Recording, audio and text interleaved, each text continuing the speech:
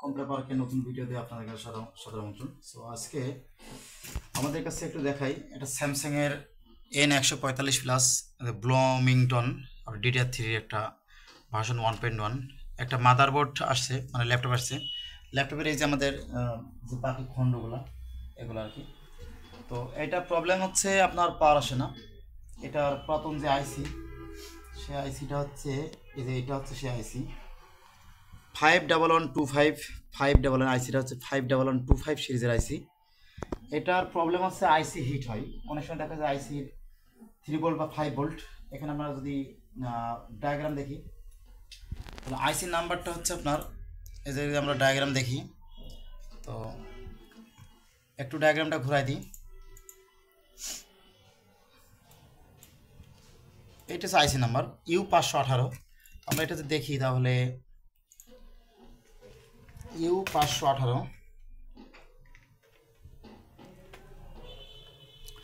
তো এইটা হচ্ছে আপনার 3 ভোল্ট 5 ভোল্ট, এখানে লেখা আছে এই যে 3 ভোল্ট 5 ভোল্ট সেকশন অলওয়েজ, এটা অলওয়েজ থাকতে হবে।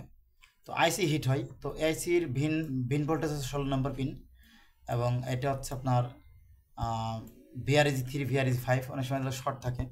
তো 8 নম্বর এবং 17 নম্বর পিন। তো আমি এটার যদি আইসি এই যে আইসিতে ক্লিক দিয়েছি, আমি এই যে আইসিতে ক্লিক দিয়েছি, তো বাইরে ক্লিক দিয়ে এই যে আইসিতে ক্লিক দিয়েছি 8 নম্বর পিন, এই যে 8 নম্বর পিন, এই যে 8 নম্বর পিনের এই যে এই পাশে এই যে মাদারবোর্ড দেখে আমরা এই যে এই পাশে এইটা হচ্ছে 8 নম্বর পিন। 8 নম্বর পিনের সিরামিক ক্যাপাসিটার এটা, এবং আমরা এখানে দেখাই আমাদের 17 নম্বর পিন। 17 নম্বর পিন হচ্ছে VRG5 লেখা আছে, এই যে এইটা, এই যে এইটা হচ্ছে 17 নম্বর পিন, এই যে দুইটা, ঠিক আছে।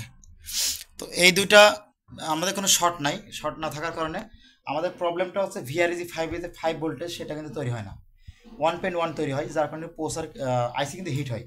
তো আমাদের কাছে 51125 এর আইসি অ্যাভেলেবেল আছে, যার কারণে আমরা আইসি চেঞ্জ করেছি। পরবর্তী আমরা পাওয়ার সেল আসছে। এখন বিষয় হচ্ছে এই যে মাদারবোর্ডটা, এই মাদারবোর্ডটা কিন্তু পাওয়ার যখন ক্লিয়ার হয় তখন দেখি আবার ডিসপ্লে আসে না। তো একটা মাদারবোর্ড আসলে প্রবলেম কতগুলো হতে পারে।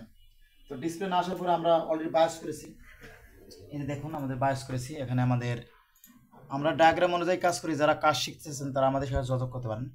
এই যে এটা হচ্ছে পুরাতন বায়োস এবং এটা হচ্ছে নতুন বায়োস, ঠিক আছে, 2 MB একটা বায়োস। তো আমরা বায়োস যখন ফ্ল্যাশ করেছি, ফ্ল্যাশ করার পরে আমাদের কিন্তু এটা ডিসপ্লে চলে আসছে। এখন আবার দেখছি ইনার যে র্যামটা আছে, এই র্যামটাতে প্রবলেম আছে। মানে আমরা তো আমাদের র্যাম দিয়ে তো টেস্ট করতেছি, ডিসপ্লে তো আসে নাই, ওনারটা আসে না, আমারটা আসে নাই।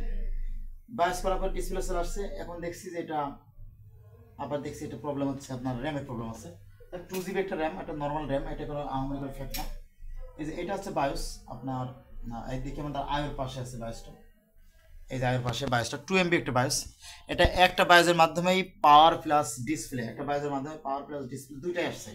অনেক সময় দেখা গেলো অনেক মাদারবোর্ড আছে যে এরকম পুরাতন মাদারবোর্ডগুলোতে ইসি বায়োস এবং মেন বায়োস থাকে। ইসি বায়োসটা নর্মাল বায়োস থাকে, মেন বায়োসটা একটু বেশি থাকে, সেটা 4 MB হতে পারে, আর ইসি বায়োসটা 2 MB হতে পারে বা 1 MB হতে পারে, এরকম আর কি। তো এটা অলরেডি আমাদের রেডি। আমরা একটু ডিসপ্লের মাধ্যমে দেখাই, আমরা কোনো ডিসপ্লে চেক করিনি, আমরা চেক করেছি জাস্ট কিবোর্ডের মাধ্যমে। আমরা ডিসপ্লে লাগাই, আমরা আমাদেরটা চেক করছি, আমরা কাস্টমারকে আমরা জানাবো আসলে প্রবলেমটা কি। ওনার র্যামের দাম আসলে আমার বেশি না, এইসব র্যাম আসলে 100-200 টাকা হলে এসব র্যাম পাওয়া যায়, এটা আমার বেশি না, এগুলো অনেক আগের ল্যাপটপ এগুলা। তো আমরা দেখি আমাদের পাওয়ার দিই, আমাদের বায়োস ব্যাটারি লাগানো নেই, দেখি আমাদের লোড কিন্তু যথেষ্ট ভালো। এই যে দেখুন আমাদের কিন্তু ডিসপ্লে চলে আসছে, আমরা কিন্তু এখন আমাদের ডিসপ্লে চেকও করি না, আমরা কিবোর্ডে আসছে এই অনুযায়ী কাজ করছি।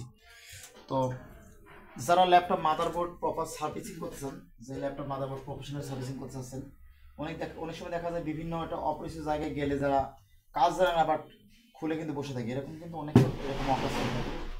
যেসব দোকানদার ভাইরা আছেন তারা আমাদের কাছে কাজ পাঠাতে, আমরা আপনাদেরকে সহজ মূল্যে কাজ করে দিব, কুরিয়ারে পাঠাতে পারেন, সরাসরি দোকানে আসতে পারেন। আমাদের আশপাশ জেলা থেকে, যেমন চুয়াডাঙ্গা বলেন, মেহেরপুর বলেন, কুষ্টিয়া বলেন, বিভিন্ন জায়গা থেকে আমাদের কাছে কাজ দেয়। আর আশেপাশে তো কাজ দেয়, আর বিদেশের বিভিন্ন জেলা থেকে কিন্তু আমাদের কাছে কাজ দিতে থাকে। তো এই ভিডিওটি যদি ভালো লাগে থাকে অবশ্যই শেয়ার করে সবাইকে দেখার সুযোগ করে দেবেন। যদি চ্যানেলে প্রথমে থাকেন সাবস্ক্রাইব রাখবেন, লাইক দেবেন, কী ধরনের ভিডিও চাচ্ছেন অবশ্যই কমেন্টে জানাবেন। আল্লাহ হাফেজ।